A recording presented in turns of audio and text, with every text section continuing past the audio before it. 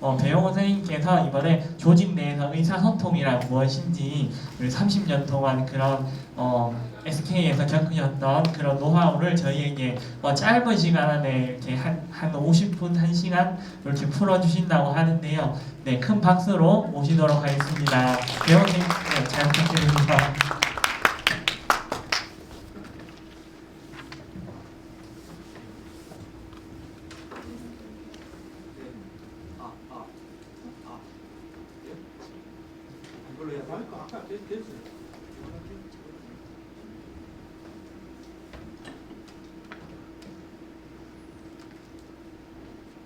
네, 방금 소개받은 배용호입니다.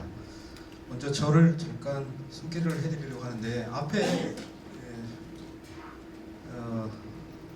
프로보노라는 말을 들어서 아시는 분 계시나요? 프로보노라는 말 뜻을 처음 들어보시나요?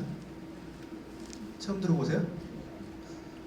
우리 사회복지 쪽에서는 그래도 프로보노라는 말을 좀 많이 들어서 다른 데보다는 좀 많이 알고 계시는 것 같은데 저는 저렇게 3개 기관에서 프로보노 활동을 했습니다.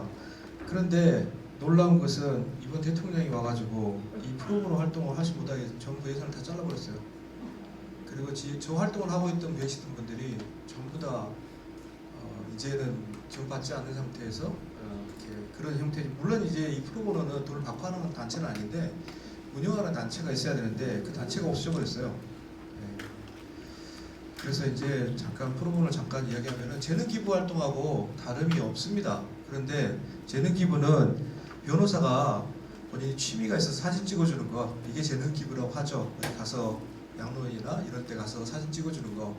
그런데 그 프로보노는 뭐냐면은 그분이 법적 분쟁이 있을 때 변론을 해주는 거, 이걸 재능 기부라고 합니다. 저는 경영 컨설팅이라는 업을 갖고 있는 사람이고요. 그래서 경영 전략, 그 다음에 조직 활성화, 리더십, 커뮤니케이션 이런 것에 관련된 분야에 대한 활동을 하고 있고 그것에 대한 부분을 프로보노 활동을 하고 있죠. 그래서 사회적 기업 진흥원 쪽에서 한 3년 정도 프로보노 코디네이터 역할을 하면서 전라도, 충청도 쪽을 맡아서 진행을 했습니다. 그래서 개별 기업으로 한 100개, 그 다음에 장기적인 자문을 해주는 데는 한 6개 정도가 장기적인 자문을 지금 하고 있는 그런 활동을 하고 있습니다. 저는 직장생활은 31년 직장생활 했고요. 나머지는 이제 어떻게 보면 프리랜서 형식이죠. 본업은 프로보노고요. 나머지는 이제 컨설팅으로 해서 생활을 하고 있습니다. 36년 동안 활동을 하고 있고 네, 이렇게 지내고 있습니다. 저는 직장생활 하면서 행복을 추구하는 전문 경영인이 되겠다는 꿈을 갖고 생활을 했었고 그리고 제가 31년 동안 직장생활하고 얻은 마지막 결론은 이거였습니다. 올바른 일을 올바로 하자라는 결론을 얻고 이렇게 살아가는 게 내가 제대로 직장생활 하는 거구나 라는 걸 알게 됐습니다. 그런데 수도 없이 많은 곳에서 올바르지 않는 일을 올바른다고 열심히 하는 조직도 있고요. 올바른 일을 열심히 안 하는 조직도 있고요. 올바르지 않는 일을 올바로 안 하는 조직도 있고 그러는 것 같아요. 네. 지금의 꼬라지를 보면은 올바르지 않는 일을 열심히 해가지고 이번이 된 것 같은 그런 느낌도 듭니다.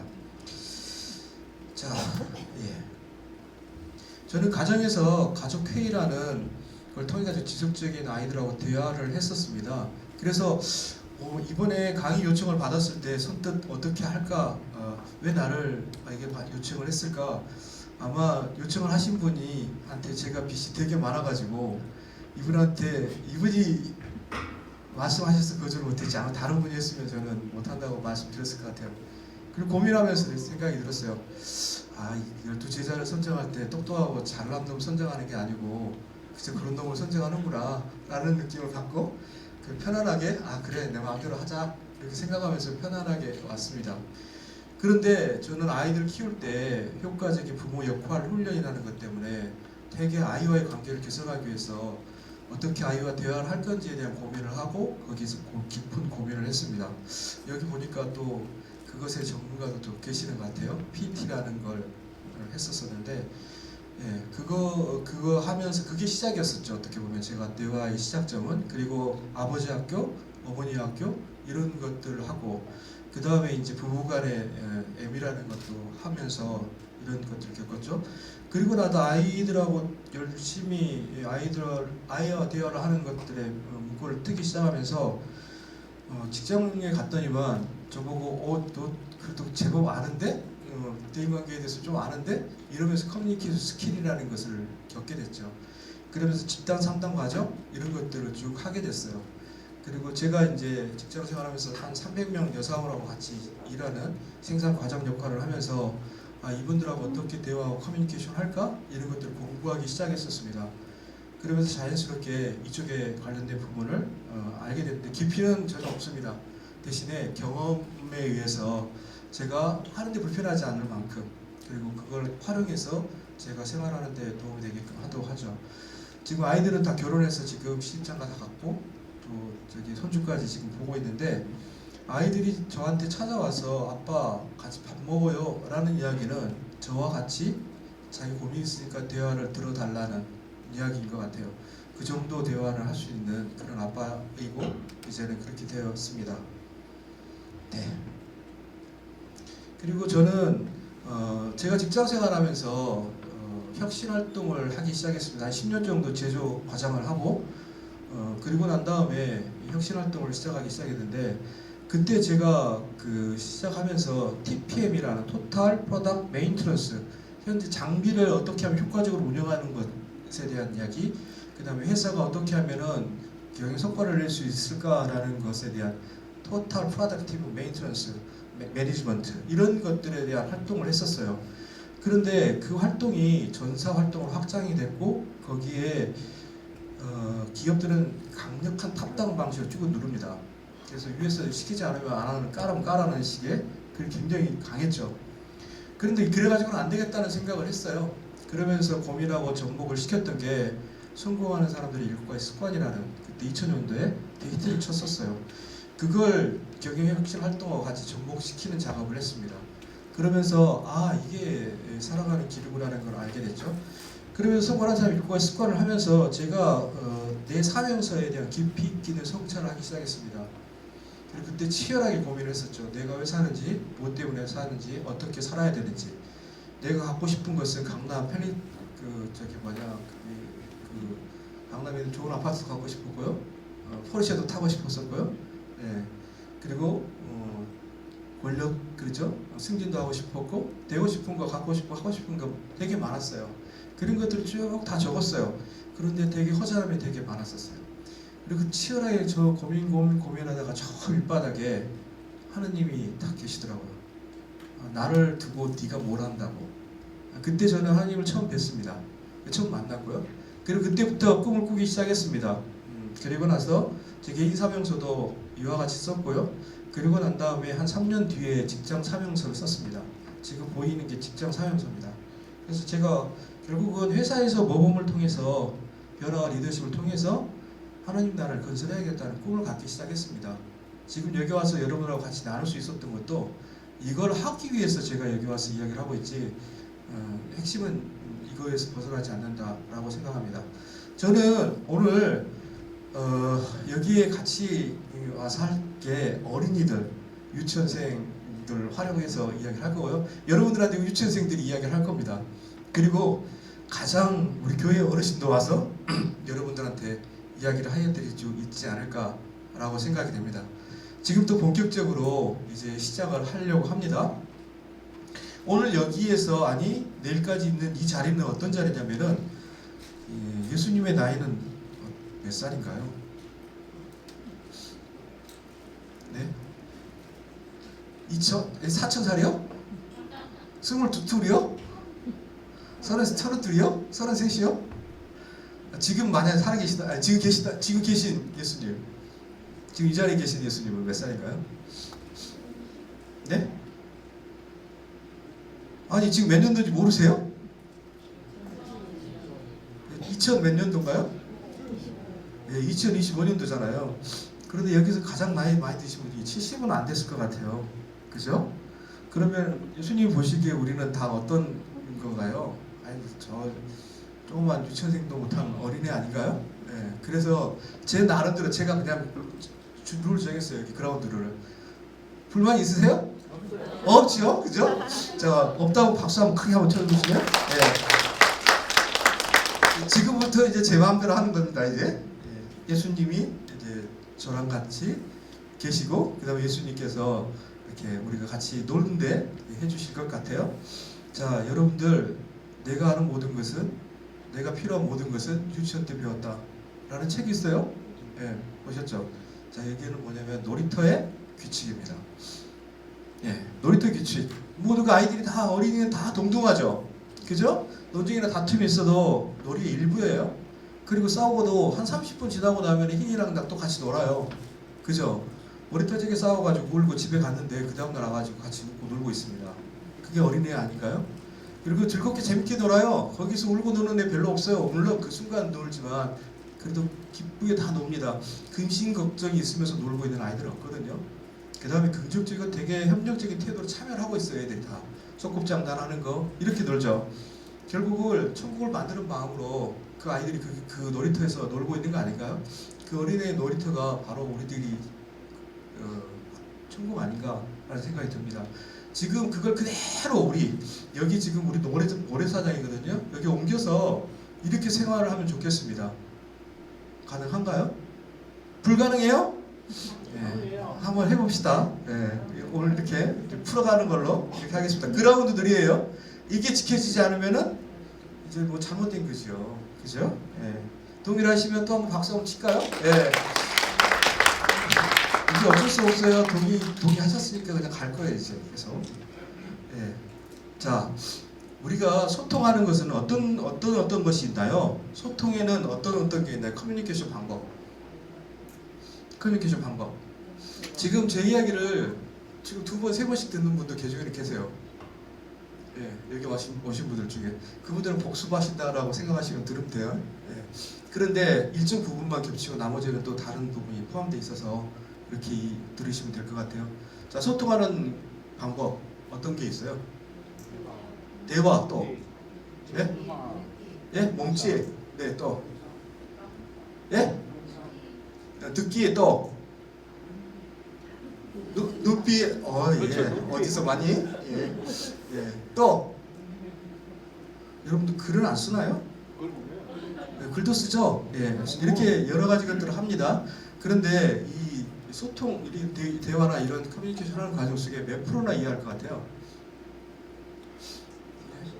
난 100% 다 이해한다? 그렇죠. 동상이몽하고 있어요. 자, 그런데 지금부터 여러분들한테 어떻게 소통하는 방법, 중요한 방법을 가르쳐 드리려고 해요. 여러 가지 소통 방법들 중에 대화하는데 커뮤니케이션, 대화를 통해서 소통하는 것 중에 가장 중요한 건데 이거 모르는 분이 없을 거예요. 다 아실 거예요. 그런데 우리가 잘 실천에 옮기지 못하는 거예요. 그래서 이 두 가지를 제대로 잘하면은 지금 전체적으로 한 몇 프로 정도 이해할 거라고 생각하셨어요? 우리 일반적인 이런 강의라든지 대화 속에서 여러분이 몇 프로나 이해할 것 같아요? 몇 프로 정도? 예? 너무 박하다. 30% 조금 더 쓰시면 돼. 누가 그랬어요? 40%. 나는 그렇게 말씀하시는 분한테는 그냥 안 지나가. 저는 반드시 선물을 드립니다.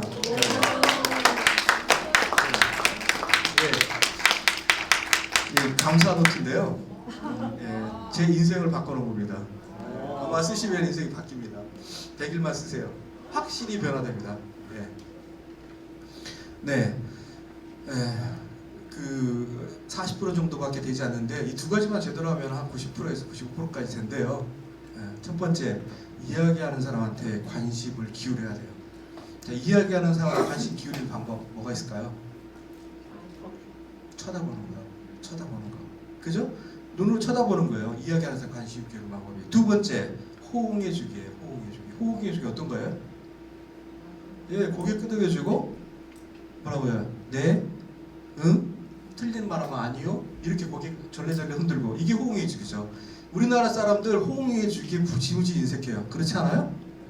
지금 대답 안 하잖아요. 분명하게 보이고 있잖아요. 호응 안 해요. 관심도 안 기울어요. 나 쳐다보지도 않아요. 지금 여기 보니까. 그죠? 오늘부터 지금 1박 2일 동안 하셔야 될 거 뭐냐면은 이 두 가지 잘 하셔야 됩니다. 첫 번째 누구? 말하고 있는 사람한테 관심 기울여야 돼요. 두 번째 호응해줘야 돼요. 예, 이것만 잘해도 됩니다. 자, 이거 지금같이 이걸 잘하시면 돼. 그걸로 스타가 된 사람이 있어요. 누구예요? 유재석이요. 그죠? 유재석 그 사람 막 대단한 카리스마 있는 사람 아니에요. 그 사람 분위기 잘 살려서 기가 막히게 호응해주면서 그 사람을 확 띄워줘요.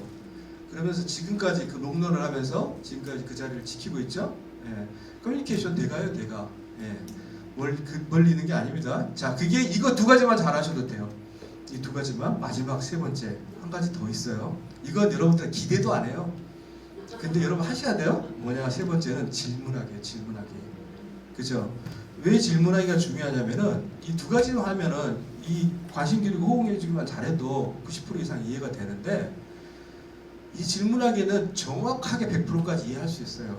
제가 A라고 이야기했어요. 근데 여러분은 B라고 들었죠. 그럼 저한테 이야기할 거 아니에요. 아, B라고 말씀하신 거예요? 라고 질문하죠. 저는 뭐라 그래요? 아니요, A라고 그랬어요. 그럼 다시 또 질문해요. 아, A-라고 그러셨군요. 아니요, A-가 아니고 A예요. 아, 그래, A라고 말씀하시는군요. 라고 이야기했을 때 제대로 된 소통이 되는 거죠. 그래서 소통의 요령에는 세 가지가 있다 그랬어요. 뭐가 있다고? 세 가지가 있다. 그래서 첫 번째가 뭐라고요? 관심 기울이가 있죠. 소통에는 세 가지가 있다. 첫 번째 관심 기울이기. 관심 기울이는 뭐다? 쳐다본다. 두 번째 호응해주기. 예, 세 번째 질문하기. 이렇게 됐었을 때 진정한 우리 소통이 가능하다라고 생각합니다. 자, 여러분들 앞에 XQ 조사라는 게 있어요. 설문지가 한번 체크해 보세요. 자, 여러분 앞에 있는 XQ 조사라는 것이 있는데 이게 실행지수예요. 실행지수. 자, 여러분이 속해 있는 조직, 여러분들 속해 있는 조직에서 예, 여러분 속해 있는 조직에 예, 보시는 거죠. 예, 대체 몇 프로 정도? 우리 조직은 몇 프로 정도 이렇게 맞춰서 실행하고 있다. 이것들 한번 쭉 적어보세요. 거기 밑에 퍼센트에다가 그냥 쭉 적어보세요. 아, 이 정도는 될 거야. 이 정도는 될 거야. 이 정도는 될 거야. 예. 그리고 한번 비교 한번 해봅시다. 스티븐 코비라는 사에서 250만 명에 대한 리더들을 대상으로 해서 표본조사해 놓은 통계의 평균 값을 이제 여러분 결과치하고 비교해 보겠습니다. 네. 쭉 체크해 보세요. 네. 한 3분 정도 시간을 드리면 될까요?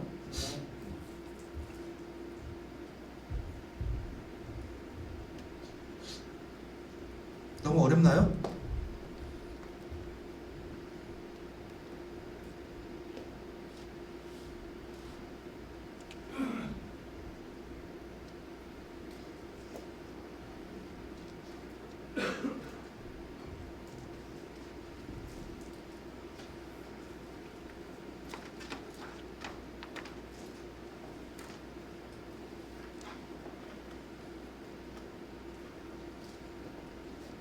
자, 모든 직원이 조직의 목표에 초점을 맞추고 있는가? 한 몇 프로 정도 다 초점을 맞추고 있을 것 같아요? 네? 50%요? 예, 좀 낮추세요. 25%. 25%보다 낮습니다. 10%보다 높습니다. 예? 20%보다 높습니다. 22%. 정답 나왔어요? 네. 22%. 자, 22% 모든 직원에 초점을 맞추고 있다. 자, 여러분들 22%인데 여러분이 접근 것이 높아야 낮아요? 여러분들이 더 높죠? 그죠? 예. 자, 두 번째. 예. 지금 봅시다. 자, 팀은 분명히 측정 가능한 목표를 갖고 있다. 여러분 몇 프로라고 생각하세요? 75%. 75%. 75%는 낮고요. 30%보다 더 낮아요. 15%보다 더 낮아요. 그저 주겠다는데도 그래요. 5%보다 높아요. 7%요? 7%요? 금방 나온 것 같은데? 예. 아니다. 7%보다는 높고 8%보다 높아요.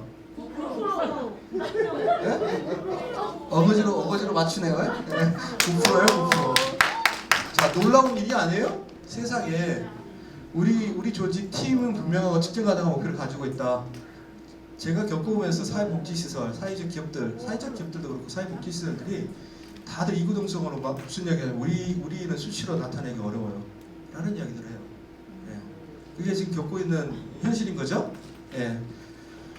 자, 어거지로 막 이렇게 점수 맞춰줘도 돼요? 예, 드리겠다는 의사예요. 그러니까 빨리빨리 이야기해서 지금 가져가시면 됩니다. 인생이 바뀌어요. 예. 가져가는 순간 예, 인생이 바뀝니다. 다음. 예. 다음은 뭘까요? 자, 임원 팀원은 상호 이해하고 창조적인 대화를 한다. 예, 커뮤니케이션 잘 하고 있느냐 안 하느냐를 물어보는 거예요. 자, 몇 프로 정도 하나요? 30%보다 낮아요. 20%가 낮아요. 15%가 높아요. 17%. 아이고 17%. 아이고. 네. 두 번째예요 이거? 17%. 여기에요. 저쪽이에요? 저쪽입니다. 전달해 주세요. 죄송합니다. 네. 네, 17%예요. 창조적인 대화 우리 이해하고 소통한다라고 하는데 한 17% 돼요. 자, 여러분이 생각했던 것보다 높아요, 낮아요? 많이 낮죠, 그죠? 우리 수준은 이거 정도 아니야. 이렇게 생각하시죠? 자, 한번 또 볼까요? 네. 직원은 우선순위를 체계적으로 정하는가 이렇게 돼 있죠? 자, 몇 프로? 35%. 네, 35%보다 낮고 5%보다 높아요. 10%. 네, 10%보다 낮아요. 8%. 예, 어디요? 8%예요. 예, 오. 가져가셔도 됩니다. 예, 8%예요, 8%. 예, 그죠? 예, 어마어마하죠? 업무 우선순위 안정하고 일한다는 거예요. 자, 동상 임하고 있다는 거예요. 우리 리더는 이거 하라고 생각하고 있는데 나는 고무다를 뻑뻑 긋고 있어요. 예, 실질적인 현실이에요. 예. 그런데 자, 여기까지 이게 이제 내부적인 소통에 대한 지수예요, 지수. 이게 어떻게 됐나요? 평균 내보면은 어마어마하죠. 제 15%도 채 안 되잖아요. 그죠? 이렇게 엉망진창이에요. 250만 명의 그래도 잘 나간다는 회사의 리더들을 대상으로 해서 그들 회사를 평균 내보면 값이에요. 잘 나가는 회사에 이 정도예요. 그런데 여러분들 평가해 보니까 우리도 우리 그렇게 잘 나간다는 회사보다 우리 기관이 훨씬 더 낫네 이렇게 위안을 할 수도 있어요. 근데 반대로 뒤집어서 보면은 지금 여러분들이 숫자했던 게 한 50% 넘나요? 평균 내보면은 안 되는 데도 있고 그 정도 선이 될 거예요. 그런데 50% 갖고 조직이 운영이 될까요? 반성해 볼 수 있는 거죠. 자, 내부적인 이런 것들을 뭘로 해요? 소통을 통해서 하는 거잖아요. 그죠? 조직에 초점을 맞추자는 것은 조직의 목표가 뭔다는 것들이 소통이 돼야 되잖아요. 그리고 측정 가능한 목표를 만들었고 그것이 이거다라고 같이 이야기를 하고 거기에 따라서 같이 일을 해가는 거잖아요. 창조적인 대화를 통해 가지고 우리가 이런 것들을 해 나가는 거죠. 그리고 직원들이 우선순위 정하는 거 없이 그냥 우선순위 정할 수 있나요? 탑다운으로 내려줄 수 있나요? 말하면서 같이 야 네가 생각하는 건 뭐야? 내가 생각하는 이거야. 그러면서 서로 이야기하면서 내가 잘못했어. 네가 그렇게 이런 것들이 정해지는 게 필요한 거죠. 다음 볼까요? 다음은 조직의 전략과 목표가 모든 직원에게 정확하게 이해되어지고 있다. 한 어느 정도 되나요? 예? 10%보다 높아요. 30% 낮아요. 20%가 높아요. 23%? 네, 23% 나왔어요. 23%. 네, 정답 23%. 네, 아이고, 예, 드디어 소금성치 똑같이 했어요. 그럼 또 드려. 우리는 막 드려. 우리 여기 있는 데까지 다 줄 거야. 예, 저기도 수재님도 드려. 네, 이제 없으면 많은 거야. 어쩔 수 없죠, 뭐. 예. 네. 자, 23%까지 나왔었죠. 그리고 팀은 기능에 구애되지 않고 원만하게 업무 협조가 이루어진다. 우리 여러분들을 뭐 행사가 있어요. 자, 팀 구분 없이 나와서 행사하자라고 하는데 원활하고 협조가 잘 이루어져요. 예. 자, 몇 프로나 될까요? 17보다 낮아요. 놀랬어. 17보다 낮다고요. 예? 15. 어디서 나왔어요? 13. 13. 예. 13%. 예. 13% 업무 협조가 일어난답니다. 예. 우리 그렇게 실제 우리 현장에 되게 많죠. 예. 우리 일만 하고 있는 것도 있지만 다른 것도 되게 많잖아요. 예. 이 정도밖에 안 된답니다. 세상에. 자, 다음. 조직은 가치와 약속을 지킨다. 조직은 가치와 약속을 지킨다. 몇 프로나 될까요? 20. 아이고, 한 방에 맞춰버렸어요. 자, 이것은 이제 어떻게 보면 조직 내외, 그러니까 우리 조직만이 아니고 타 조직과의 관계 속에서도 어떠냐라고 봤는데 여기도 마찬가지잖아요. 이게 모두가 다 우리가 일을 하자는 거잖아요. 그런데 과연 우리가 보니까 이렇게 대도 회사가 잘 나가는 회사네요. 예. 그리고 250만 명이라는 인구들이 이렇게 생각한다는 게 더 놀랍지 않나요? 자, 부서의 핵심 목표 완전하게 성실하게 초점을 맞추고 일한다가 한 14% 정도밖에 안 된대요. 그죠? 그러면은 얼마나 많이 반대로 뒤집으면 몇 프로가 그렇게 목표에 성실하게 초점을 안 맞추는 거예요. 86%는 그렇게 생활하지 않는다는 역설적인 반대죠. 자, 우리가 커뮤니케이션 이런 것들이 어떤 의사소통을 해야 되는 건가요? 우리는 이제 직장을 다니고 있는 거잖아요. 소통이라는 건 일하기 위한 소통인 거죠. 그죠? 다른 것에 있는 소통이라는 게 아니란 말이에요. 그런데 우리는 어떻게 지금 일하고 있는지 한번 우리 스스로가 진단을 해봤어요. 자, 여러분 스스로도 지금 해보니까 어느 정도 된지 보셨죠? 자, 그런데 비교해 보니까 여러분들이 참 좋은 직장에 다니고 있다라고 느껴지죠? 예. 자, 이제 유치원생들한테 좀 배우고 싶어요. 아이들한테. 자, 지금 뭘 같은 그림인 것 같아요? 그죠? 인디안 텐트를 지으라고 했어요. 지금 여기 계신 분들한테 자, 여기 지금 자, 순간 이동을 합니다. 지금 산으로 지금 저기 뒷산에 올라갔어요. 자, 거기서 이렇게 팀을 다 짜가지고 풀어줬어요. 자, 여러분들한테 지금부터 4시간 동안 인디안 텐트를 짓겠습니다 라고 여러분들한테 숙제를 주고 쫙 갔어요. 자, 여러분 뭐 하시겠습니까? 첫 번째. 기도부터 해요? 오케이. 또 그 다음에 어떻게 할지 이야기를 하죠. 예, 그래야지 이제 업무 분장 나왔어요. 또 그렇죠. 업무 분장이 되면서 어떤 업무 분장을 해요? 각자 맡은 거니까 뭘 지금 인간 텐트를 질 때 뭘 업무 분장을 해줘요? 예. 자, 바닥은 누가 다듬고, 나무는 누가 갖고, 가지는 누가 올 거고, 그 다음에 그건 누가 쌓을 거고, 역할 분담하고, 야, 역할 다 됐지? 그럼 가! 그래서 가지고 오죠? 그리고 나서 어떻게 되나 이제 막 쌓기 시작하죠. 자, 한 방에 쌓나요? 못 쌓죠. 무너지기도 하고, 그렇죠. 없는 나무도 부러지기도 하고, 자, 문제에 부딪히죠. 어떻게 해요? 그 문제를 해결하기 위해서 계속 이야기를 하죠. 야, 이거 이렇게 해보자, 저렇게 해보자, 막 이런 거죠. 그러면서 모르는 건 찾기도 하죠. 예, 그러면서 찾고 어찌됐든 간에 선생님한테 물어보기도 하죠. 그러면서 그 문제를 극복하나요, 안 하나요? 결국 극복하죠. 그리고 인디안 텐트가 다 지었어요. 자, 그렇게 지어졌죠?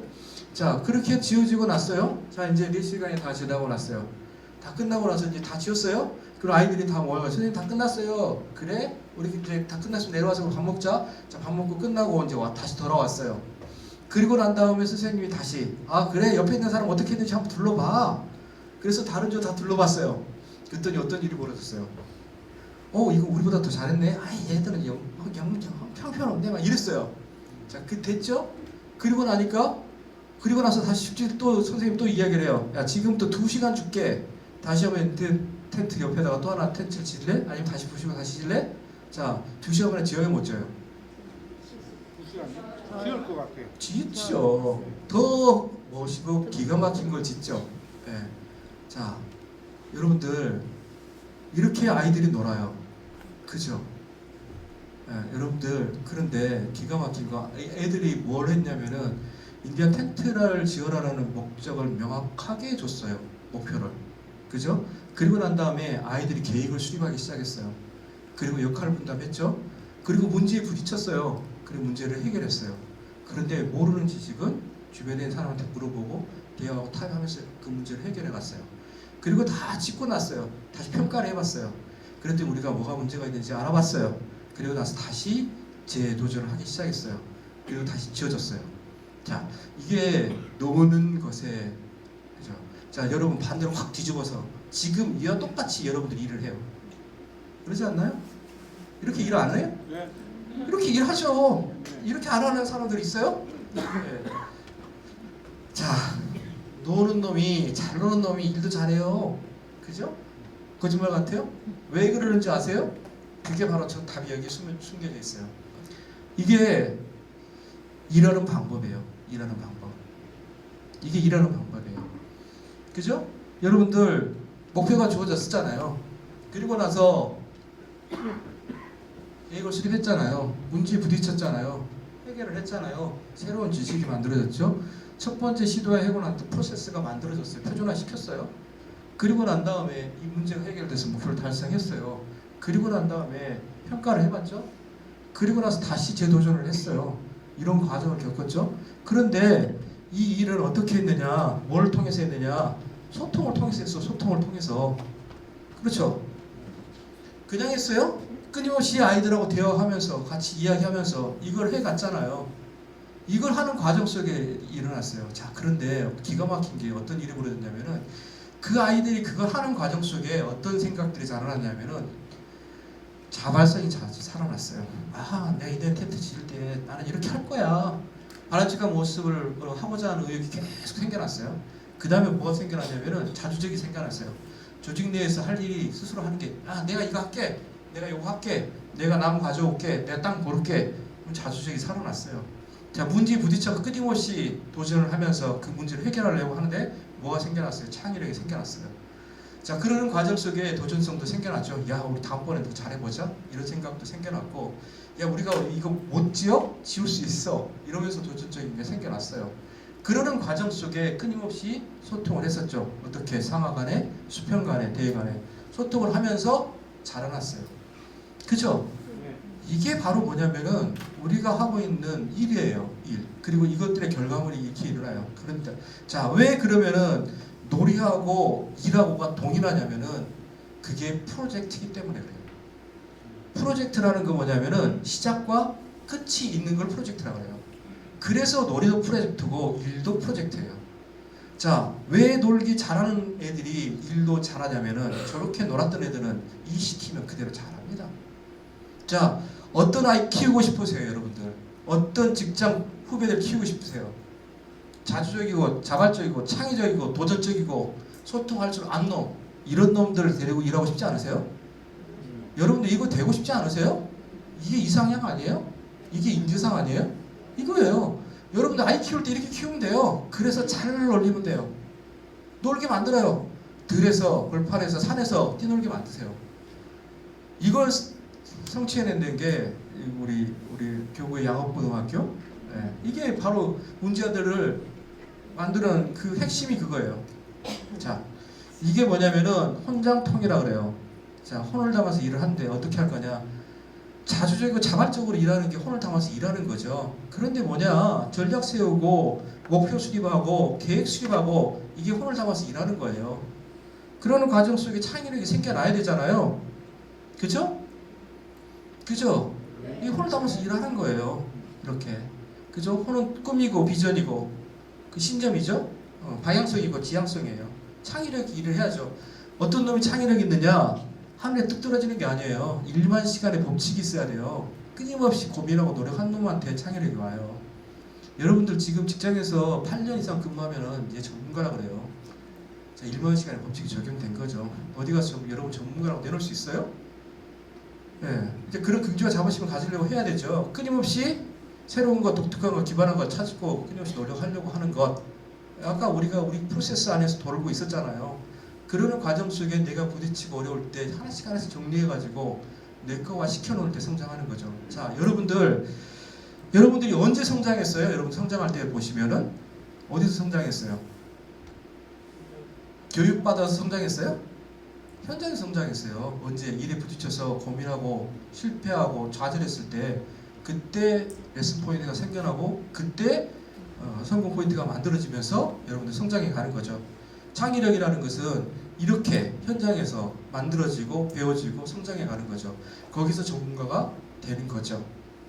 자, 통이라는 것은 뭐냐? 단순히 커뮤니케이션을 넘어서 소통과 연결의 힘, 조직 존재 이유를 전달하고 창의력을 발휘할 수 있게끔 만드는 거, 서로의 차이를 인정하고 마음을 열고 모두의 행복을 추구하는 자세, 이게 소통에 대한 이야기죠. 통에 대한 이야기는 이제 더 자세하게 구체적으로 조금씩 더 다듬어 가봅시다. 그렇죠? 위세 가지 개념은 개인의 조직과 지속적인 발전을 위해서 중요한 축이고 상호 연결성에 대한 큰 시너지를 내기 위한 창출을 하기 위한 거다. 이렇게 보시면 되죠. 자, 이것을 또 하나 혼장통이라는 것도 조선일보 주간이라는 사람이 만드는 되게 유명한 책이에요. 혼장통이라는 책에 나와 있는 내용이에요. 그런데 이것보다 먼저 나왔던 게 성공하는 사람들의 일과 습관이에요. 자, 이게 뭐냐? 일하는 방법, 이게 저는 일하는 방법의 책에나 있고 셀프 리더십의 책이에요. 이렇게. 그래서 개인의 승리, 내가 홀로 세계가 가능했을 때 다른 사람과 대인관계가 가능하다는 거예요. 자기 삶을 주도하라. 왜 사는지, 무엇 때문에 사는지, 어떻게 사는지를 정확하게 그림을 그리고 가라는 이야기죠. 그 끝을 보고 시작하라는 거죠. 그래서 자기 사명서를 쓰고 자기가 어떻게 사는지, 조직의 미션을 정하는 거, 이게 그런 것들이죠. 여러분들 조직에 미션 있어요? 미션 잘 알아요? 매년 미션 하죠. 미션 정하고 하죠. 근데 미션은 1년 뒤에 가보면은 미션은 저기 가 있고 나는 딴 데가 있고, 그리고 또 다시 그 다음에 되면 또 미션 또 하죠. 그게 무슨 놈의 미션이냐 이거죠. 미션 찾기 하면은 내가 미션이 브레이크다운 돼가지고 내가 지금 이 하고 있는 이 일하고가 연동이 돼 있어서 내가 한 해를 다 살고 나면은 내가 얼마나 충실하게 미션에 충실하게 일을 했는지를 뒤돌아볼 수 있게끔 만들어주는 업무 체계가 만들어졌을 때 진정한 의미의 미션이지. 그리고 그 활동이 되는 거지. 1년에 한 번씩 연례 행사로 모여가지고 그시 한번 하고 열심히 했네 이렇게 하는 게 결코 아니다 라고 보시면 되죠. 자, 우리는 소중함을 먼저 해야 돼요. 수도 없이 오는 많은 문제에 부딪히니까. 자, 이렇게 되면 홀로 세계가 가능합니다. 자, 통을 하자고 했어요. 그런데 통을 어떻게 할 건지에 대한 부분이 이제 구체적으로 나오죠. 대인관계를 어떻게 할 거냐.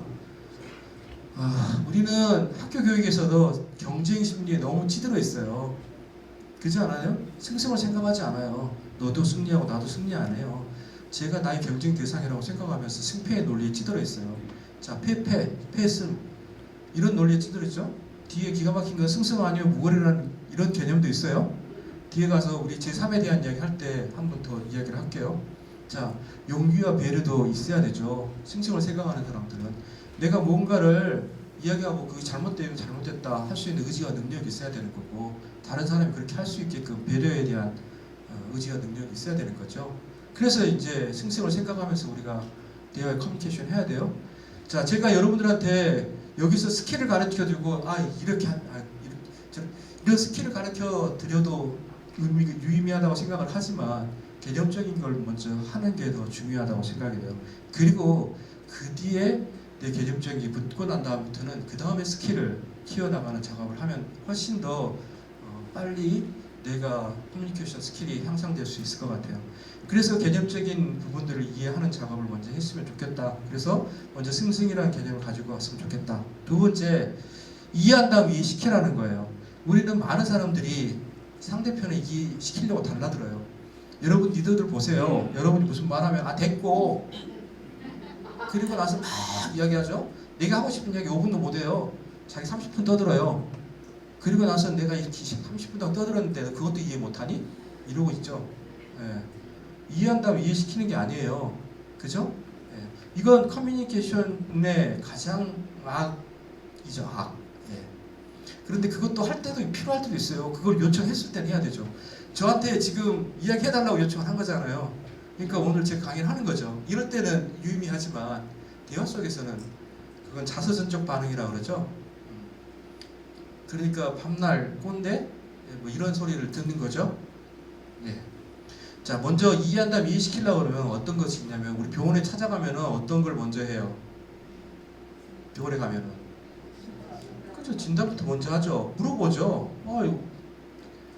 문진부터 합니다. 어디가 아파서 왔어요? 어때요? 이렇게 물어보죠. 그리고 엑스레이도 찍고 이런 것들 하죠. 그게 바로 뭐냐면은 먼저 듣고 난 다음 이야기하라는 그런 거죠. 자, 자서전적 반응이라는 게 뭐냐면은 우리가 막 이야기를 하면서 경청한다고 막 들어요. 그런데 우리 그렇게 느끼지 않아요. 충탐해판, 충고하려고, 탐색하려고, 해석하려고, 판단하려고 이러면서 듣고 있어요. 그러면서 나는 저 사람 이야기 끝나면 난 이 이야기 해야지. 이게 경청이 아니에요. 이건 선별적 경청이라고도 하고 이거 올바른 경청이 아니죠. 저 사람 입장에 대해서 들으려고 노력하는 것, 공감적 경청이 필요한 거죠.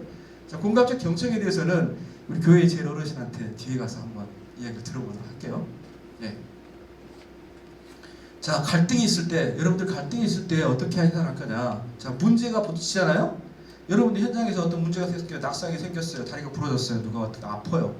이러면은 어떻게 문제 해결 프로세스라고 있어요. 먼저 현상을 정확하게 파악해요. 그리고 난 다음에 원인이 뭔지 분석하고, 그 다음에 대책을 수립해요. 그리고 대책 실시해요. 그리고 재발방지 대책까지 만들어내요. 이게 일반적인 문제 해결 프로세스예요. 그래서 맥케인지 문제 해결 프로세스 이런 것들이 있어요. 자, 여러분들 현장에 보면 사고 보고서 같은 것들이 이와 같은 프로세스에 만들어져 있어요. 없으면 만드셔야 됩니다. 사고 보고서는 반드시 만들어놔야 돼요. 세상에서 제일 멍청한 놈 알고 2번 당한 놈이 제일 멍청해요. 네. 근데 우리 현장 보세요. 2번, 3번씩 계속 당하고 있어요. 네. 그게 엄청나게 많아요. 자, 그래서 빨리 그런 것들을 없애야 되는데, 자, 그것은 이제 그거고. 자, 그런데 우리는 뭐가 있냐면 갈등이 생겨나요. 대인관계 갈등. 뭘 어떻게 해결할까요? 이 사람 이야기 막 들어주고 뭘 해결한다? 쉽지 않죠. 그래서 제가 여러분들한테 이야기를 해드리려고 한 겁니다. 첫 번째, 그 이야기를 들을 때 팩트를 구별해라는 거예요. 그죠? 예, 팩트를 구별해라. 팩트라는 것은 뭐냐면은 객관적인 사실이고 누구나 동일하게 확인할 수 있는 것이에요. 친구가 약속 시간에 30분 늦었어요. 이게 팩트예요, 팩트. 자, 또 하나, 거기에서 그 사건에서 스토리를 분리해내라는 거예요. 자, 팩트에 대한 개인의 해석이나 의미를 붙이는 거죠. 아이씨, 나는 30분 더 늦게 나 무시하는 거 아니야? 더 쉬운 거죠? 스토리가 더 쉬워져요. 자, 또 하나, 그 더 쉬우는 것에 가서의 스토리가 생기는 것에 주관적인 느낌이 또 거기에 덮어져요. 화도 나고 속상해. 그렇죠? 그럼 오면은 뭐라 그러냐면, 너 나 무시하니? 막 화가 나 있어요. 나는 30분 늦었어. 뭐 차가 막혀가지고 30분 늦게 왔는데 내가 걔를 화나게 하고 무시하고 그런 거 아니잖아요. 근데 나 이제 바로 질러버리죠. 혹시 너는 날 무시하냐? 이렇게 되죠. 왜 늦었니? 라고 물어봐야죠. 그죠? 팩트는 늦은 거잖아요. 30분 늦었잖아요. 그것만 정확하게 파악하면은 이 문제가 해결이 되는데 우리는 이렇게 접근하지 않아요. 그리고 스토리에 스토리를 쓰고 스토리를 써요. 그러면서 이제 죽일 놈, 어떤 놈 이렇게 가죠. 너하고 나하고 헤어져야 돼. 이러면서 끝나는 거예요. 네. 이게 갈등이 일어나는 거죠. 자, 그래서 갈등이 생겨나면은 정확하게 팩트하고 스토리를 구분해내는 작업을 한다. 그리고 거기에 어떤 감정이 더 씌워졌는지를 잘 분별해야 된다. 자, 일반적으로 갈등이 있는 조직이 있으면은 만나면은 상담하시는 분들은 두 의견을 들어야 돼요. 들으면서 T자를 그리는 게 필요해요. T자 위에는 그 사람이 이야기했던 사건, 현상을 정확하게 이해해주는 거. 한쪽은 A라는 사람의 의견이 뭐였는지 니즈를 정확하게 파악하면서 적는 거. 두 번째 B라는 사람 이야기를 들어서 쭉 적는 거. 그리고 난 다음에 거기에서 스토리와 팩트를 구분해가지고 팩트에 대한 부분을 정확하게 이야기하는 거죠. 자, 팩트는 뭐가 또 작용을 해야 되냐면은 옳고 그름을 따져줘야 돼요. 팩트에서는요. 누가 잘못했는지 틀렸는지 팩트를 가지고 이야기를 해줘야 되는 거죠. 자, 감정에는 옳고 그름이 없어요. 그죠? 그런데 팩트에는 옳고 그름이 있는 거죠. 자, 옳고 그름을 뭘로 어떤 기준으로 만들어줄 거예요, 여러분들? 팩트? 옳고 그름 뭘로 해줘요? 여러분들 현장에서 문제가 생기면 뭐 해요? 무슨 기준으로 옳고 그름 따져줘요? 거기에 미션이 필요해요, 미션이. 그리고 거기에 강령이 필요해요. 자, 여러분들 꽃동네에 계신 분들은 꽃동네 헌장이 거기에 기준이고요. 그 다음에 우리 카리다스에는 윤리 강령이라는 게 있고요. 거기 있죠. 그런 게 다 없다 그러면은 윤리와 도덕이 있어요. 에티켓이 있어요. 거기에 위배되느냐 안 되느냐 기준으로 명확하게 해줘야 돼요. 그런데 그거 제대로 안 해주면 엉망진창이 됩니다, 조직이. 네. 그래도 그렇게 해도 되는 줄 알고 해요. 그러면 어떤 일이 벌어지냐? 무법천지가 됩니다. 윤리는 저리 가라, 도덕은 저리 가라, 목소리 큰 놈이 왕이다. 이게 되는 거죠. 자, 먼저 팩트를 정확하게 분리해내고 그것의 기준 잣대로 처리해 주는 거. 그 다음에 스토리를 철저하게 배치시켜라. 예. 그리고 난 다음에 감정에 대한 부분을 가지고 해라. 이렇게 하면은 갈등을 어느 정도 관리되어집니다. 자, 갈등은 해소라는 이야기가 없어요. 갈등은 해소되지 않아요. 관리되어질 뿐이에요. 어느 위험성까지 넘어가지 않게끔 관리하는 것이지 그것은 해결이라는 것은 될 수도 있겠지, 개중에는. 그렇지만 제가 지금까지 생활해 오면서 갈등은 관리되어진 거지 해소되어지질 않더라. 예. 자, 그런데 우리는 예수님께서 우리한테 어떻게 소통하라고 하는지는 예수님께서도 가르쳐 주셨어요. 자, 이게 무슨 그림일까요? 이게 무슨 그림일까요? 네, 착한 사마리아의 비유. 그죠? 누가 그렸다? 이 그림 누가 그렸다? AI가 그렸어요. 챗GPT가 그렸어요. 예. 챗GPT에 델리라는 애가 델리라는 기능이 있어요. 그래서 기가 막힌 그림. 아까 놀이터도 걔가 그렸고요. 예. 여기 들어가는 그림들 대부분 다 그리고 제가 여기다 표기해놨잖아요. 제가 어디서 찾아온 거라고 하면 또 소문 툭잖아요. 예. 자, 착한 사마리아인이죠. 자, 다 지나갔죠. 예. 사마리아인은 뭐 저도 전문가는 아니지만 우리 일본과 우리나라 사람과의 관계 정도 이렇게 그렇대요. 그렇지만 어떤 마음으로 이 환자에게 다가갔나요?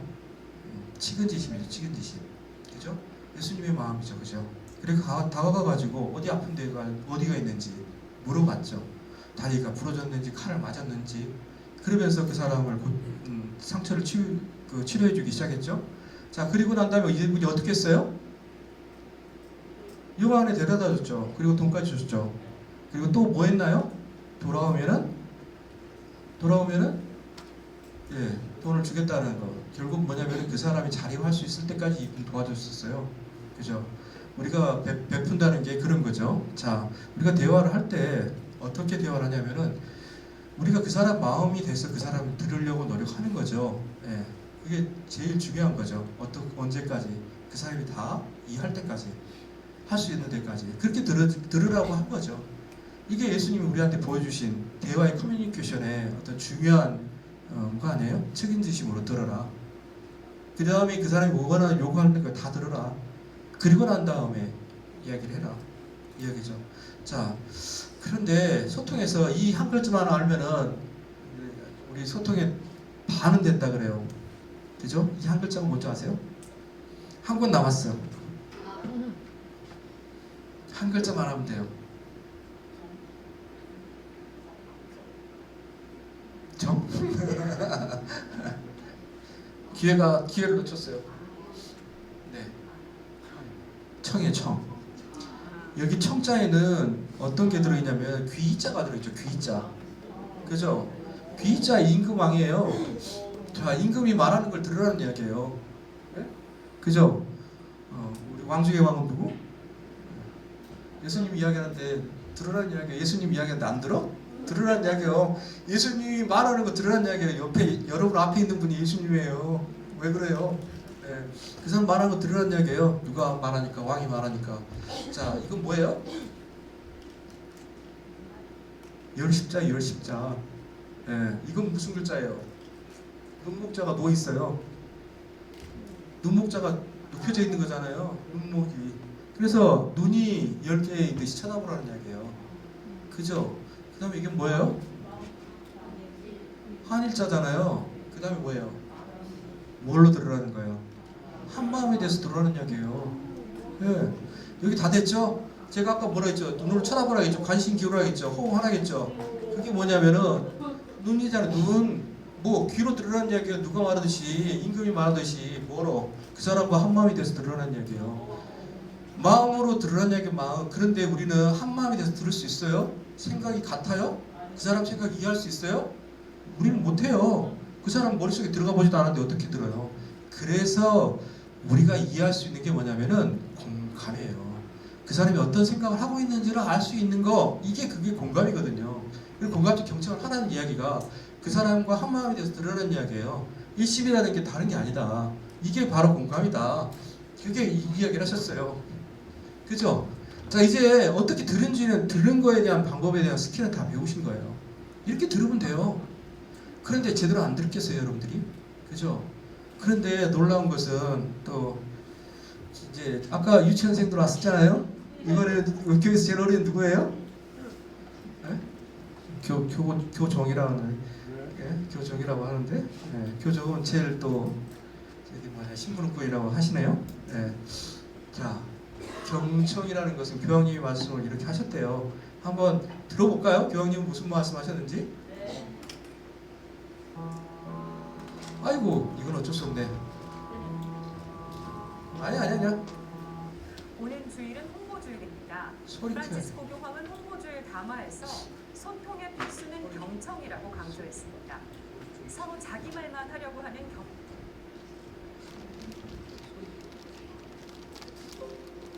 경청의 부족을 지적하면서 신호들을 경청의 기회로 만들자고 말했습니다. 김영규 기자가 보도합니다. 프란치스코 교황은 담화에서 우선 우리는 귀 기울이는 능력을 잃어버리고 있다고 진단했습니다. 그러면서 몇 가지 도전 과제를 제시했습니다. 첫째, 마음의 귀로 경청하기입니다. 교황은 경청도 하느님의 은총으로부터 온다고 밝혔습니다. 아울러 경청은 하느님의 겸손한 방식과 상응한다고 말했습니다. 경청을 통해 하느님께서는 말씀으로 인간을 당신 모습대로 창조하시고 당신을 직접 드러내실 수 있다는 것입니다.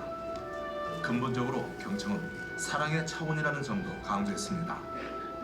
교황은 주님께서는 인간을 사랑의 계약으로 분명히 부르셔 온전히 본연의 모습이 될 수 있게 하신다고 상기했습니다. 교황은 또 우리는 모두 신체적 청력 상실보다 더 심한 내적 귀머금이 있다고 밝혔습니다. 이런 점에서 경청의 진정한 자리는 마음이라고 말했습니다. 두 번째는 좋은 소통의 조건인 경청입니다. 교황은 우리는 서로 경청하는 대신 자주 서로 자기 말만 한다고 지적했습니다.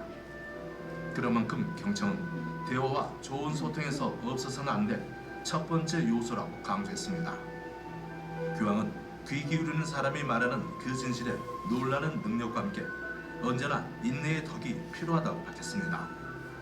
특히 여러 경제 활동의 침체와 중단으로 고조된 사회 불안에 귀 기울여야만 한다고 역설했습니다. 교황은 사회에 귀 기울이는 역량은 길어진 감염병의 세계적 유행으로 상처 입은 이 시기에 그 어느 때보다 더 중요하다고 말했습니다. 마지막으로 교회 안에서 서로 경청하기입니다. 교황은 교회 안에서도 서로에 대한 경청이 절실히 필요하다고 진단했습니다. 이는 우리가 서로 줄 수 있는 가장 소중하며 생명을 나누는 선물이기 때문입니다. 교황은 나아가 사목 활동에서 가장 중요한 것은 듣는 귀의 사도직이라고 강조했습니다. 이어 시노드 여정이 시작됐다며 서로 경청하는 큰 기회가 되도록 함께 기도하자고 당부했습니다. 아울러 친교는 전략과 프로그램의 결과가 아니라 형제 자매들 사이의 상호 경청으로 이룩되는 것이라며 시노드 여정의 의미를 역설했습니다. CBC 김영규입니다.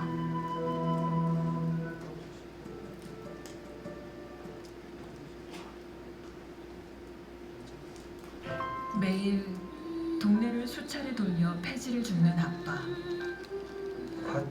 프란치스코 교황은 자신의 정체성을 명확히 인식하고 다른 이와의 공감하는 곳이야말로 모든 대화의 출발점이라고 강조했습니다. 프란치스코 교황은 방한 나흘째 이후에 충남수산 해미성지에서 아시아 주교단을 대상으로 한 연설에서 이같이 말했습니다. 교황은 공감하는 능력은 진정한 대화를 가능하게 하며 진정한 대화는 진정한 만남을 이끌어낸다고 말했습니다. 그러면서 다른 이들의 지혜로 우리 자신이 풍성해지며 다른 이들과 함께 더 큰 이해와 우정, 연대로 나아갈 수 있게 된다고 말했습니다.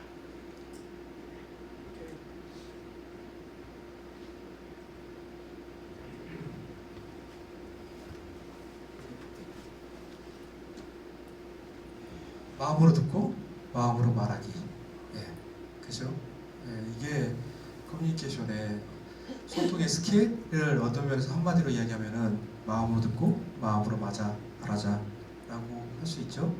마음으로 경청한다는 것은 상대방이 온전히 받아들이는 경청, 하나님 사랑을 실천하는 방법이며 타인의 마음을 치유하는 힘에 가지고 있다는 거죠. 예수님이 제자와 군중의 이야기를 듣고 응답하셨던 모습 속에서 우리가 마음으로 듣는다는 걸 알 수 있고요. 경청을 위한 실천 방법, 대화 중에 말을 끊고 말을 끝까지 듣기, 끊지 않고 상대방의 감정과 공감하고 끄떡이고 눈맞춤하고 비언어적 표현을 사용해서 제스처를 써가면서 하는 거고, 내 생각을 잠시 내려놓고 상대 입장에서 이해하려고 노력하는 것. 장애 요인에 대한 부분은 선입견, 대화를 시작하기 전에 판단하려고 하고 주의를 산만하게 하고 집중력을 유지하기 위해서 주변 환경을 정리하고, 그 다음에 조급함, 즉각적인 답변을 듣는 데 더 많은 시간을 하려는 이런 조급함을 버리라는 이야기죠. 마음으로 말하기에 대한 부분은 진정성 있는 말을 하라는 이야기예요. 하느님 사랑 안에서 진솔하고 따뜻한 말로 상대방을 대하는 것이 대화의 기본이다. 예수님이 병자와 가난한 이에게 따뜻한 말로 위로를 하셨던 모습 속에서 진정으로 말하는 모습을 들을 수 있죠. 비폭력 대화에 대해서 관찰, 비난 없이 사실을 이야기하기, 자신의 감정을 솔직히 표현하고 자신의 필요를 전달하고 상대방이 명확하고 친절하게 요청을 하는 것, 이게 필요한 거죠. 그 다음에 상대방에 대한 배려, 상대의 상황과 감정을 고려해서 말하는 거죠. 왜 그렇게 했어? 왜 그따구로 했어? 이렇게 하는 게 아니고 그때 네 마음 어땠니? 하고 이렇게 이야기하는, 물어보는 게 필요한 거죠. 지금부터 간단하게 이제 몇 가지 사례 좀 드리고 그 다음에 이제 화두를 여러분한테 던질까 싶어요. 자, 어떤 사회복지시설에서 이런 게 있었어요. 직원의 갈등, 중복 문제가 잦았어요. 이런 것들을 어떻게 해결했느냐, 어떻게 하는 게 바람직한 거냐, 주간회의라든지 소통위원회를 동원하고 개선을 이렇게 해가는 것이 필요하다라고 이렇게 한 거죠. 그래서 매주 진행되는 회의가 목표 공유하고 업무 진행 사항을 명확하게 체크하고, 그리고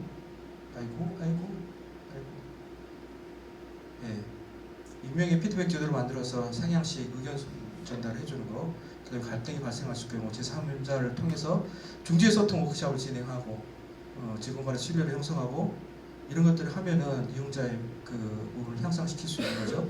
제3자, 저 같은 퍼실리테이터 불러다가 하시면 됩니다. 자, 다른 시설이에요.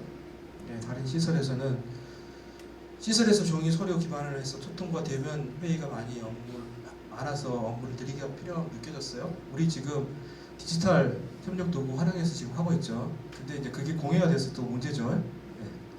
퇴근 시간에는 카톡 올리면 그거 걸려요.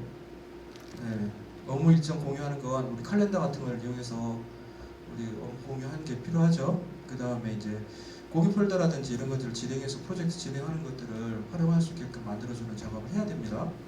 그리고 비대면 소통 활성화시키고 시설 내 메신저 도구를 활용해서 이제 꼭 해야 될 내용들은 이렇게 근거를 남겨놓는 거, 이런 것들이 필요한 거죠. 그렇죠. 대관계 능력을 향상시키는 것도 필요하죠. 또 하나는 우리 사회복지시설에서 이용자 소통에 대한 문제, 소통 부재에서 참여율이 낮아지고 이런 것들이 있었죠. 그런 것들을 하기 위해서는 욕구조사, 정기적인 설문 욕구조사, 자문 의사결정, 상시 면담 이렇게 하는 거죠. 자, 이렇게 지금 이야기 나왔던 내용들은 지금 우리 현장 속에서 이루어지고 있고 그것도 하기 위해서 하는 거죠. 문제는 뭐냐면 알고 있는 게 중요한 게 아니고 실행에 옮기는 게 훨씬 더 중요해요. 그리고 많은 시설들이 비슷한 내용들이 일어날 거라고 봐요. 사건이 다르고 그런 거지. 근데 그 종류를 나눠보면은 비슷한 유형으로 묶일 수 있어요. 그런데 저는 그 소통에서는 그 회의체가 되게 중요한데, 현장의 목소리를 듣는 그대로를 잘 윗속에 올려주고, 그리고 그것에 대한 부분을 잘 종합해서 듣고 올바른 의사결정을 해서 밑으로 정확하게 내려주는 작업, 이게 소통이지 다른 게 소통이 아니다. 근데 많은 사람들이 밑에서 위로 올라가는데 의사결정 안 해주고 지원해줘요. 계속 밀죠. 그러면은 그거 힘든 건 누가 힘드냐? 밑에 있는 사람들이 힘들어요. 의사결정 빨리 안 해줬으니까. 그리고 그 소통 채널이 제대로 안 돌아가니까 그걸 직제체계라고 그래요. 그게 안 되니까 어디로 가느냐? 제 3자를 통해 가지고 이렇게 돌아가요. 그렇게 되면 어떤 일이 벌어지냐? 쟤는 죄와 소통으로 뭐가 이루어지고 있네? 그럼 얘가 이상한 짓을 해요. 그리고 저 사람은 이 채널이 생겨나면서 소통 체계가 엉망진창이 되는 거죠. 그러면서 중간에 있는 관리자급들, 팀장급들이 완전히 바보가 되는 거죠. 팀장이 중심이 돼서 원장하고 국장하고 팀장에서 이렇게 내려와서 아래의 문제들이 탁 올라가면서 해결이 돼서 원활하게 이루어져야 되는데 우리는 그게 그 조직이 죽어버리면은 그게 제대로 소통해서 동맥경화가 일어나버리면은 다른 조직으로 치고 나가가지고 이상한 조직이 되고 그건 장기적으로 조직이 죽어가는 그런 현상이 나타납니다. 그래서 의사소통이 굉장히 중요하다. 그 다음에 요즘에는 되게 강력한 SNS 도구들이 많아서 쓰는데 철저하게 업무와 생활을 분별할 줄 알아야 된다. 그것도 절차와 룰을 정할 줄 알아야 되고 직원들하고 그것들을 같이 협의하고 논의해서 그 그라운드 룰 같은 걸 정해놔야지. 물론 이제 급박한 환자 생기면 어쩔 수 없죠. 긴급으로 날아가는 건 어쩔 수 없지만 그렇지 않고 자기가 자다가 일어나고 생각났다고 카톡 날리고 있고 직장생활 하다 보면 그런 사람들 많아요. 그래서 당황했다고 와갖고 궁시궁시 되고 그런 사람들도 있고요. 그런 원칙과 그런 것들 지켜주는 게 좋겠다. 자, 이제 질문이죠. 소통의 중요성. 사회복지시설의 소통은 서비스 품질에 어떤 영향을 미치는지, 직원과 서비스 이용자 간의 소통을 어떤 방식으로 해야 되는지, 디지털 협력 도구 사회복지시설의 의사소통에 긍정적으로 주는지, 어떤 도구가 효과적인지, 비대면 소통 방식과 대면 소통 방식에는 어떤 효과가 더 나은지, 소통이 장애되고 있는 것은 무엇인지, 상호간의 권위적인 방향은 뭐고 어떻게 가야 되는지, 사회복지시설 내 소통의 문제를 해결해서 어떤 조직 문화가 만들어야 되는지, 심리적 안정을 주기 위해서는 시설의 어떤 실천들이 구체적인 방안이 무엇인지 그런 것들을 해가는 게 필요하지 않을까 질문을 던져봅니다. 네. 마지막으로 결론을 내려고 합니다. 세 가지 사귐이 있다 그래요. 우리 카톨릭에는. 첫 번째 사귐이 뭘까요? 첫 번째 사귐 누구하고 사귐이에요? 네. 두 번째 누구하고 사귐이에요? 두 번째 두 번째 누구하고 사귐이에요? 여기까지는 알 것 같아요. 세 번째 누구하고 사귐이에요? 나 또 금방 나왔어. 누구라 했죠? 아니 금방 나 말고 세 번째 사귐 나 아니에요. 예 정답. 근데 두 번 받았는데 또 드려. 피조물과의 사귐. 세 번째가 피조물과의 사귐입니다. 그죠? 이게 우리가 해야 될 사귐인 거죠. 그죠? 자, 사귄다는 게 뭐예요? 여러분들 친구하고 사귈 때 어떻게 해요? 소통 안 해요? 대화 안 해요? 자, 이게 필수적인 거죠. 그죠? 하나님과의 사귐. 기도해야 되죠. 하나님과 신나게 이야기해야 되는 거잖아요. 그죠? 이웃이라는 게 주변에 있는 사람과 해야 되죠. 자연과의 사귐도 해야 되죠. 자, 이거 하려는데 뭐가 필요해요? 어떻게? 마음으로 듣고 마음으로 이야기하죠. 지금 자연이 막 아파오고 막 그래요. 몸부림을 쳐요. 자, 마음으로 들어야 되죠. 그리고 자연한테 마음으로 이야기해야 되는 거 아닌가요? 자, 우리 주변에 있는 동료들 저한테 막 아우성을 쳐요. 여러분들한테. 근데 왜 안 들어요? 마음은 안 듣는 거잖아요. 내가 자수적으로 듣고 있잖아요. 충고하려고, 해석하려고, 판단하려고, 비판하려고, 그러려고 이러고 듣고 있잖아요. 자설적으로. 자, 이제 결론은 그거 같아요. 우리가 마음으로 듣고 마음으로 이야기하자는 게 인 것 같습니다. 이제 마지막으로 다음에 기도가 있긴 해요. 기도 한번 살짝 보고 갈까요? 이거 교황님이 했던 기도예요. 소통에 대한 기도. 그죠?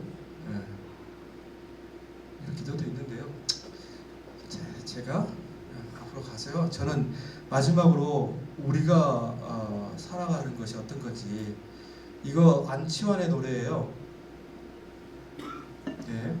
함께 가자 우리 이 길을. 함께 가자 우리 이 길을. 안치환 노래인데 이게 성가로 좀 하면서 약간 일부 부분만 개사했어요. 들어보시면 아마 알지 않을까 라고 생각이 되고, 이걸로 제 강의는 이 노래 듣고 마치도록 할게요.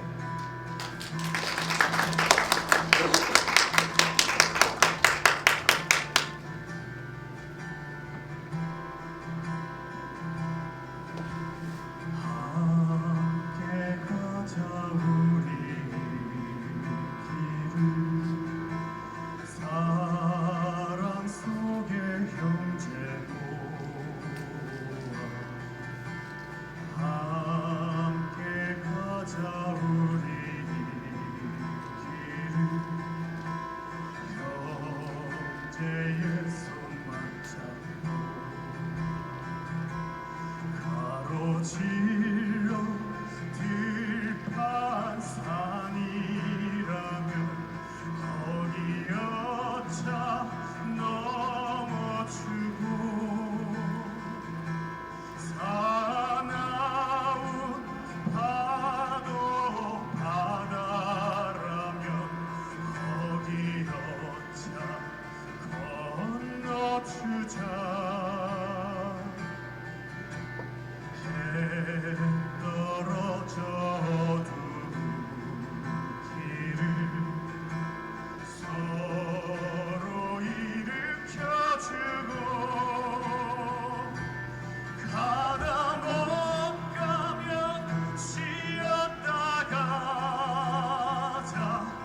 아픈 다리 서로 기대며 함께 가자. 우리 길을 마침내 하나됨을 위하여.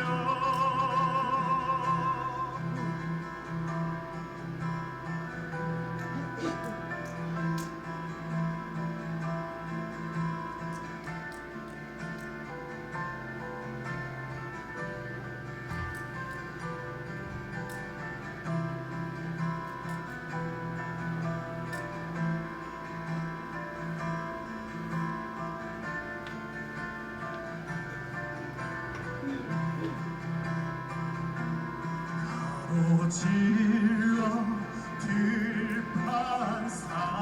들판산이라면 거기 여차 넘어주고 사나운 파도 바다라면 거기 여차 건너주자. 해 떨어져도 길을 서로 일으켜주고 가다 못 가면 쉬었다 가자. 아픈 다리 서로 기대며 함께 가자. 우리 길을 마침내 하나됨을 위하여. 함께 가자. 우리 길을 마침내 하나됨을 위하여. 마침내 하나됨을 위하여.